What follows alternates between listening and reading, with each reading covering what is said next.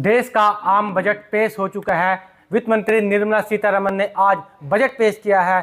क्या उस बजट में खास है और किस तरह जो है आगे एक साल जो है इकोनॉमी चलने वाली है, इस पर बात करने के लिए हमारे साथ चार्टर्ड अकाउंटेंट हैं। आइए उनसे बातचीत करते हैं। सर, आपका नाम और इस बजट को आप कैसे देखते हैं? मैं C Sanjeev Bhatia, secretary Yamunanagar branch of NIRC of ICAI। इस बजट को अगर मैं समराइज़ करूं तो अलग अलग जैसे सैलरी क्लास की बात करें तो उनको काफ़ी रिलीफ दी गई है। अपना 12,75,000 तक उनके ऊपर कोई टैक्स नहीं है, और जो नॉन सैलरी क्लास है उनके लिए 12 लाख तक कोई टैक्स नहीं है। स्लैब को काफ़ी बढ़ाया गया है कि आपको मैं दिखा देता हूँ। जो स्लैब को हमने जैसे 4 लाख तक की बेसिक एग्जम्पशन लिमिट है, जो पहले 2.5 लाख थी, इसको 4 लाख कर दिया गया है। 4 लाख से 8 लाख पे 5% टैक्स है, 8 लाख से 12 लाख को 10, 12 से 16 को 15%, 16 से 20 20%, 20 से 24 25 और 24 लाख से लेकर 30 लाख तक की इनकम पर 30% का टैक्स किया गया है। इसके अलावा एक सेक्शन जो था 206C TCS के ऊपर, जो सेल के ऊपर हम TCS कलेक्ट करना होता था 0.1%, उसको हटा दिया गया, जो एक बहुत ही दुविधा बना हुआ था हर इंडस्ट्री के लिए जी। तो इसके अलावा आप टैक्स के अलावा और किस तरह देखते हैं कि आप किसी खास वर्ग का इस पर ख्याल रखा गया है और किस वर्ग को जो है इसमें नज़रअंदाज किया गया है, उसे आप किस तरह देखते हैं? एग्रीकल्चर लिस्ट के लिए बात करी जाए तो उनके लिए कुछ खास इस बजट में नहीं दिया गया है। और बात करें अगर हेल्थ सेक्टर की, तो कुछ मेडिसिन्स जो अपना ड्रग्स वाली हैं, जो जिस पे इम्पोर्ट ड्यूटी को कम किया गया है, इम्पोर्ट ड्यूटी को हटा ही दिया गया है, ज़ीरो कर दिया गया है। और बात करें तो हर डिस्ट्रिक्ट में एक डे केयर सेंटर बनाने की घोषणा की गई है। और इसके अलावा मैंने नोट किए हुए थे पॉइंट्स, मैं आपको बता देता हूँ। जैसे मेडिकल कॉलेजेस एंड हॉस्पिटल्स हैं, उसमें 10,000 सीट्स को ऐड किया गया है। टूरिस्ट प्लेस को टॉप 50 जो टूरिस्ट प्लेस हैं इंडिया में, उसको डेवलपमेंट की बात की गई है। मेन जो इनकम टैक्स बिल है वो नेक्स्ट वीक के लिए डेफर किया गया है, नेक्स्ट वीक उसका अनाउंसमेंट आएगा।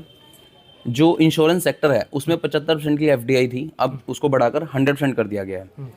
इसके अलावा नेशनल मैन्युफैक्चरिंग मिशन को सेटअप करने की प्लानिंग है, जो इंडिया में प्रोडक्शन को इंक्रीज़ करेगा।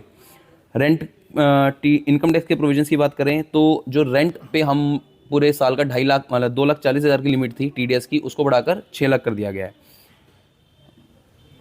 ITR-U, जो अगर आपकी किसी की रिटर्न फाइल नहीं की गई विद इन टाइम लिमिट्स, तो उसके लिए हमारे पास पहले होता था कि असेसमेंट ईयर खत्म होने के 2 साल तक आप रिटर्न भर सकते थे, उसको बढ़ाकर 4 साल कर दिया गया है।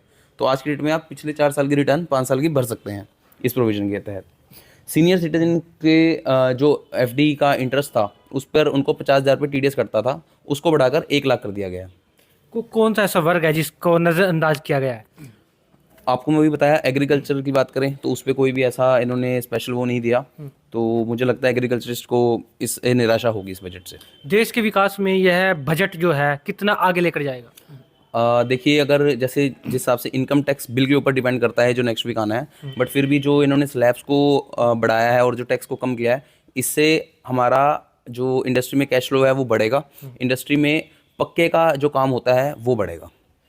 तो आगे आने वाले समय में चुनाव होने हैं, दिल्ली में होने हैं, बिहार में देने हैं, ऐसे पॉलिटिकल एंगल के तौर पे जो है आप इस बजट को कैसे देखते हैं? क्या कोई इसमें पॉलिटिकल व्यू दिया गया है या फिर एक पॉलिटिकल स्टंट के तौर पर जो है इस बजट को पेश किया गया है? कहाँ लगता है आपको, कुछ लगता है? देखो, जो BJP की अलायंस पार्टी थी NDA की, उसमें बिहार स्टेट नीतीश कुमार जी को बिहार पे बहुत ज़्यादा फोकस किया गया कि जो स्टार्टिंग की बजट स्पीच थी अगर आप देखें तो उसमें मेन फोकस ही बिहार की डेवलपमेंट के लिए था। उसमें एयरपोर्ट्स बनाने हैं और काफ़ी चीज़ें बिहार के लिए दी गई।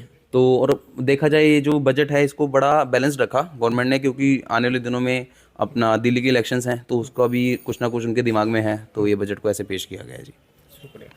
तो आप सुन रहे थे चार्टर्ड अकाउंटेंट संजीव भाटिया को, जिन्होंने बताया है कि आम लोगों के लिए जो है टैक्स में काफ़ी राहत दी गई है। इसके अलावा चुनाव होने हैं बिहार और दिल्ली में, इसको भी जो है 2 राज्यों को काफ़ी फोकस करके कई बड़ी सौगातें जो है वित्त मंत्री निर्मला सीतारमण ने दी है। अब देखना होगा आने वाले 1 साल में देश की इकोनॉमी कहाँ तक पहुँचती है और इस बजट का लोगों को कितना लाभ मिलता है। पंजाब केसरी के लिए परवेज खान, यमुनानगर।